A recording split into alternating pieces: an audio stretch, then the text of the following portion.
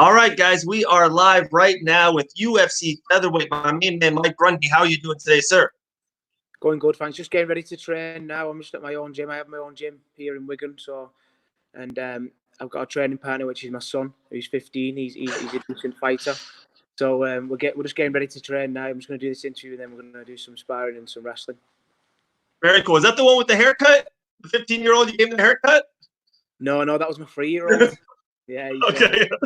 He's safe for now. He's all right. Right. Oh man. So how are you doing? How's the family doing with this time pandemic? Yeah, we're just kind of seeing the positives really in the whole process. You know, I'm usually training 2 to 3 times every day, especially when I'm in camp and stuff. So I don't really get a chance to see him too much. So right now, you know, I'm utilising this time to see my family and spend time with my family. Plus, I can pass on all my knowledge to my 15-year-old son Jack. He's an up-and-coming fighter in the UK right now. So you know, it's a good time for me to spend some time with him and make him better, really, as a fighter. Right, absolutely. And you're definitely one that can do it. 12-1 pro record, amazing wrestler. So I saw a lot of your stuff on Instagram, and a lot of the training that you're doing is wrestling. Is that the first trait you would want to teach on to your son, to a new mixed martial artist? Well, I think it implements a lot of discipline, really, for just starting wrestling. I mean, my son has been wrestling since 4-year-old. You know, he's been doing it 9 years now. So he's been doing it a while himself, and that's what I started doing as well. But yeah, it implements a lot of good things for him. You know, the discipline, helping the weight cut side of things. You know, just the being used to being uncomfortable and the putting in the hard work, really, which I think wrestlers have got. Right, absolutely. Okay, so the news yesterday that broke, the UFC 250, that mega card, Dana White's finally going to try to keep things going. For one, did you see the card, and what did you think about that massive stack card that they made?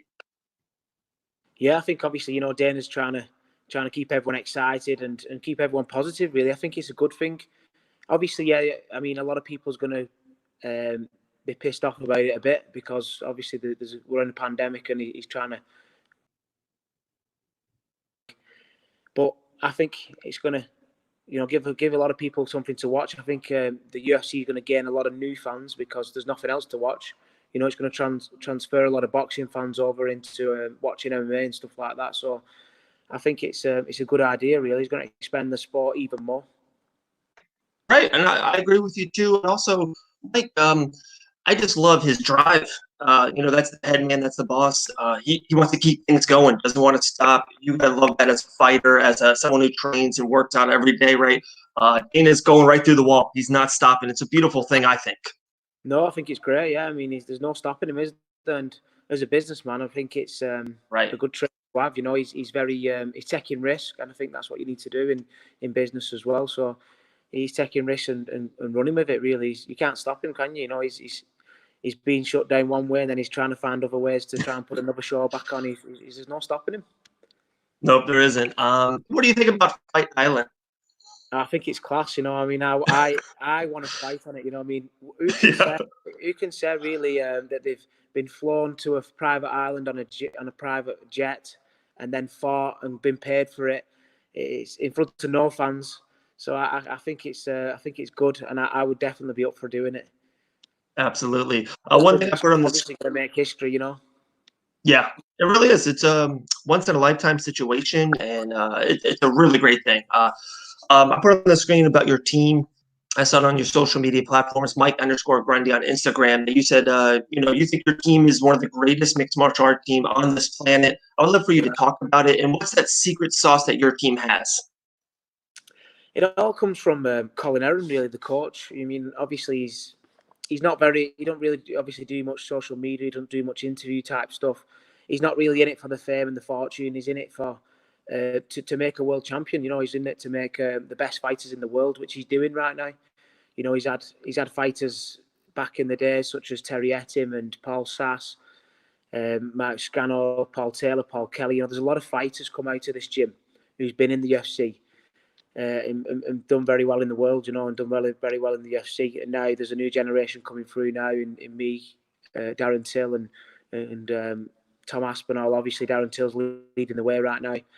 But yeah, it comes from Colin. He demands perfection, really, and it's just, there's no messing about when you go into training. You can't go in and you can do a round and have a round off.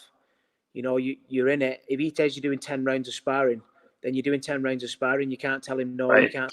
Got to stop. Whether you're tired or not, it doesn't matter.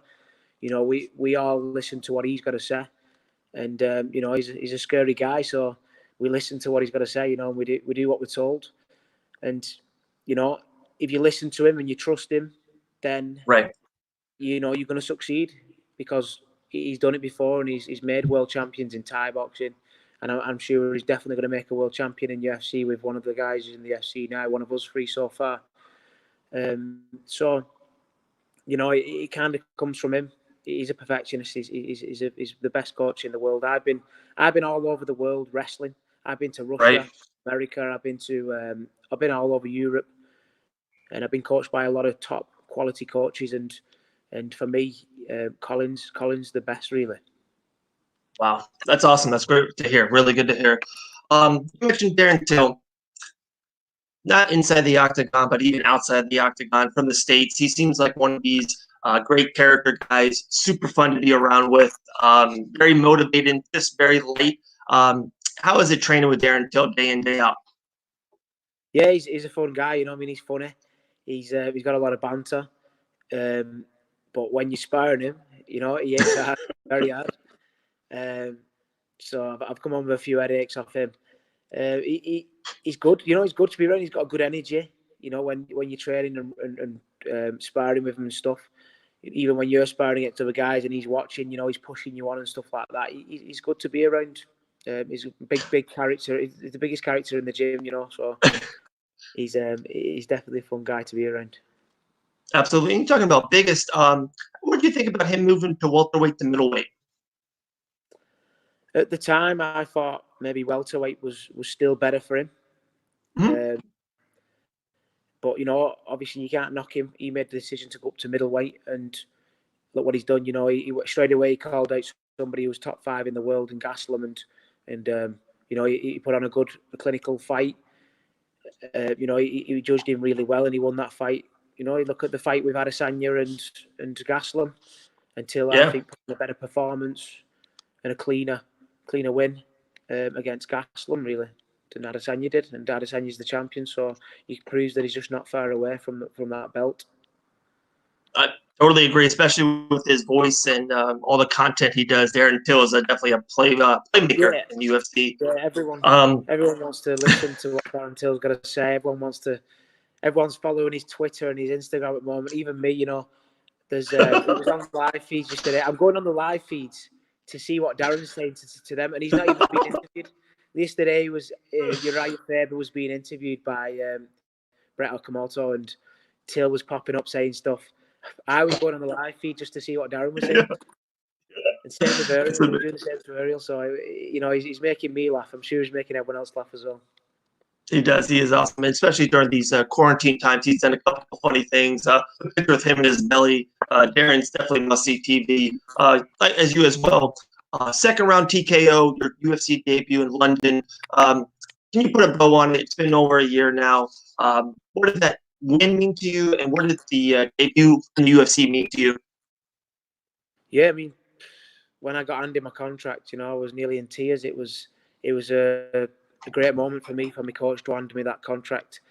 And then obviously it was a longer wait really to get in the UFC, and then obviously to get my fight in London, it took a while as well. So, it was good to get out there in front of my own fans in London and get a TKO. Absolutely, absolutely. And then it's been a while, been a little bit of the layoff. Are you itching to get back in the octagon? Oh yeah, 100%. It's been a frustrating time having this time off. Right. But it's given me a good time to really think about, where I want to be and what I want to do.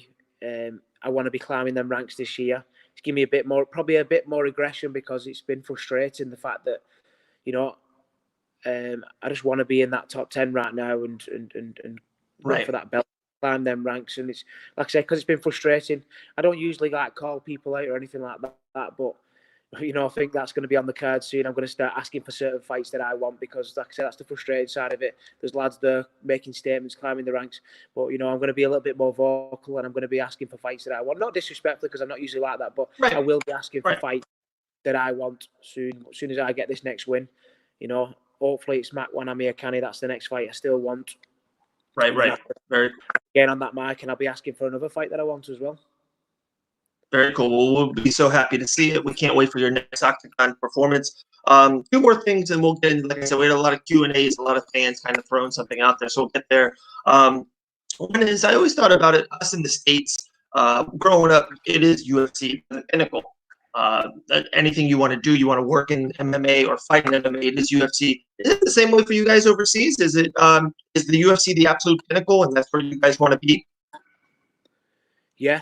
I mean, when I first started, obviously, when I first started in my amateur career after I'd kind of stepped over from wrestling, we had lads in the UFC, so we had somebody to look up to and see who was in the UFC, and that was definitely where I always wanted to be. UFC is the leading promotion organization in the world. If you want to be a world champion, you want to be the best in the world. I don't feel that. I've got a couple of belts and. Really, I'm not saying they don't mean nothing to me, but it is really only the UFC belt that does mean something to me personally. Okay. You want to be the best in the world. The featherweight division to me is one of the hot divisions in the UFC. This year was going to be a big year for it. Still is. You got to think that Volkanovski and Max Holloway are going to go at it again. But there's guys like Zabit, Sadiq Yusuff, so many studs up there on the rise. What do you think of the featherweight division as a whole underneath the UFC banner? Yeah, I think it's pretty stacked. It's stacked. Definitely, it's one of the best, one of the most stacked in the divisions of all the divisions. Featherweight's definitely one of the most stacked. But for me personally, I think it's a good way of making yourself a name quite quickly because the top 10 or top 15 even are all household names. They're well known. They've been around a long time. You get one of them guys in the top 15, and then you kind of made yourself a little bit, kind of like Darren did with Cerrone. Cerrone was his changing point of his career. He'd had 4 fights, put on 4 good performances, but not really everyone knew him too much. But he got an opponent, Donald Cerrone, and it changed his life. And I think in the featherweight division, then there's more opportunities than there is in the welterweight division, I think. Right. I agree with that. Household names. Totally agree with that. We'll end it with this. A couple Q&As we had on Instagram we threw out to our fans. We appreciate it. We want you to train with your son. We really do respect your time. First one from Apex14. What is your absolute dream fight? My dream fight? He's actually retired now, but it probably would have been Chad Mendes. Oh, really? Okay. Yeah, because stylistically, I liked him stylistically. I think he mixed up his takedowns really well with his striking, and he had a lot of power. I just enjoy the scrambles in that fight, the wrestling type scrambles in that fight. And it would all showcase for my wrestling and my scrambling ability too in my wrestling style. Okay, that's a good one. That's a good one, Chad. This is from Alex BEWLEY1. He goes, being a successful wrestler from Wingen, does catch wrestling feature in your training camps? Sorry, I missed what you said in a couple of things. Then could you repeat that? Sure. Being a successful wrestler from Wingen, does catch wrestling feature in your training sessions? My first original coach was Roy Wood, who was a catch wrestler. So I do know a lot of catch, but we don't really train catch too much no more. Okay. Obviously, mixing in the jiu-jitsu type stuff as well. It's kind of similar, but obviously there's a lot more like neck crank type stuff in the catch wrestling. But no, I don't train too much catch wrestling. But I have done it, with my original wrestling coach when I was younger, with Roy Wood, who's obviously world famous in catch wrestling, really. Right. This is from CRIFT_UK. He goes, what is your drive every day to train?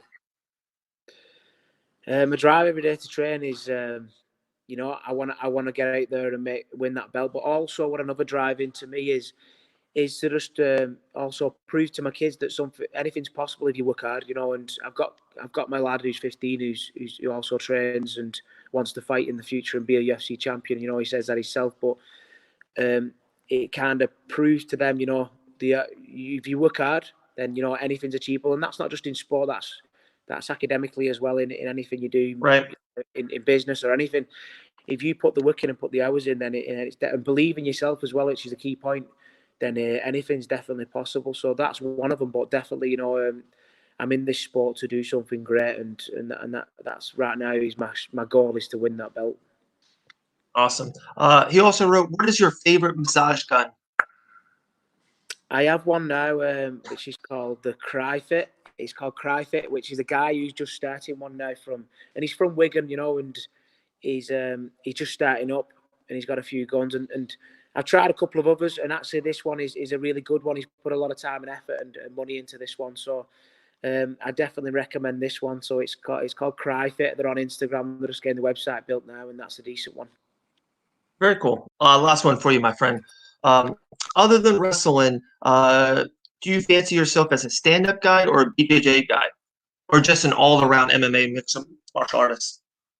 I'd say I'm definitely, you know, a ground and a wrestling guy, but I'm always working, you know, I'm working everything. I work hard in everything.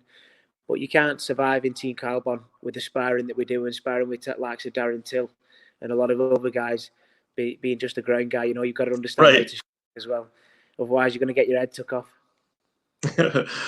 Very cool, Mike. Thank you so much for your time. Appreciate it. Good training. Hopefully, good time with your son. Stay safe with your family. We'll talk very soon. Appreciate it. Yeah, you too. Thanks very much for the interview. Absolutely. Have a good day. You too.